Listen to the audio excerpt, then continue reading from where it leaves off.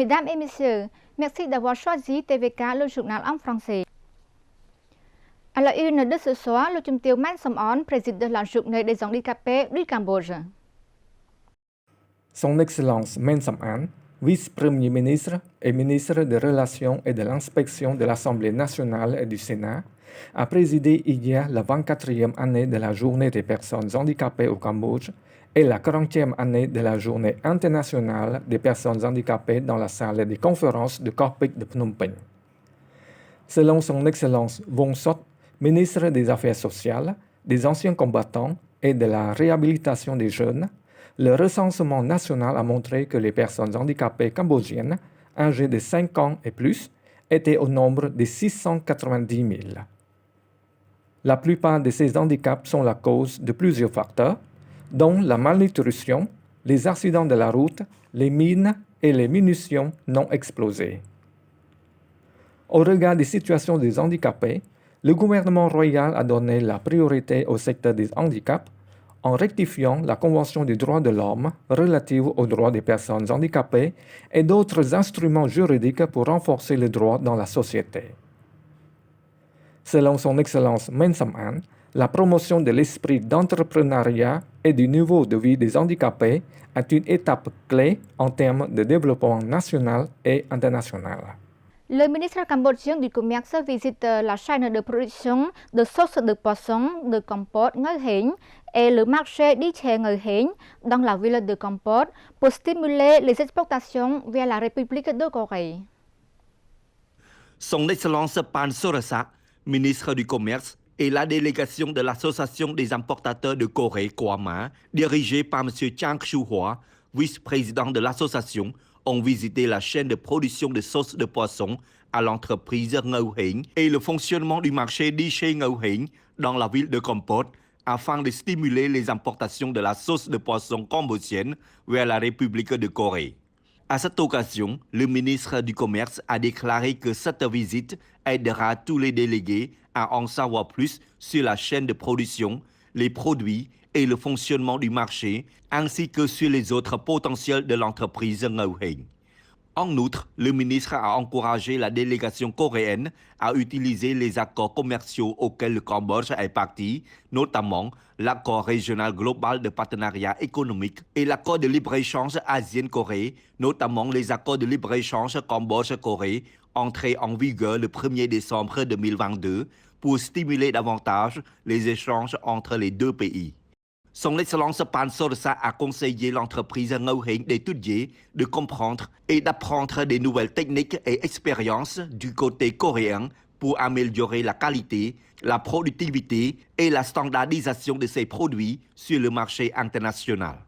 M. Chang Kyu-hwa a exprimé quant à lui son plaisir de visiter l'entreprise et a exprimé l'intention de la délégation de KOAMA d'amener les produits de sauce de poisson Ngoi Heng sur le marché coréen pour un usage quotidien et également utilisé comme matière première dans la production de kimchi.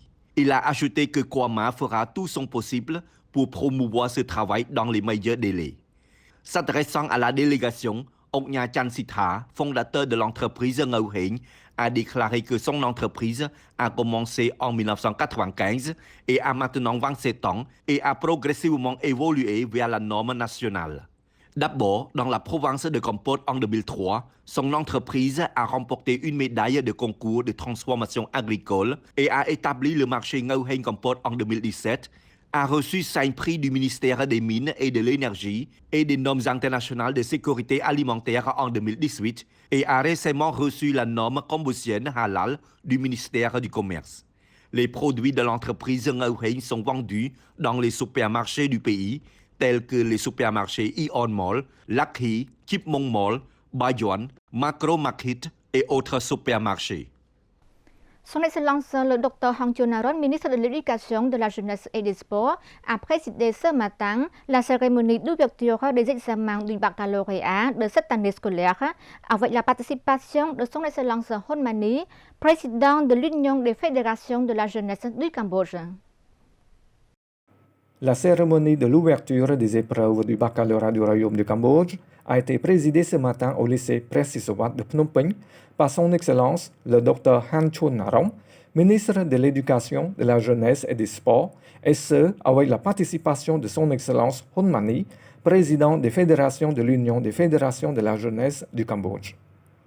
Dès ce matin, les 128 134 lycéens khmer, dont 68 771 filles, vont devoir subir des épreuves pour l'obtention du baccalauréat du 5 décembre 2022 au 6 décembre 2022 inclus dans 221 centres d'examen comportant 5 174 salles. Durant la cérémonie, Son Excellence, le Dr Han Chunaron, a souhaité aux candidats de réussir de faire de leur mieux en vue de l'obtention de leur diplôme.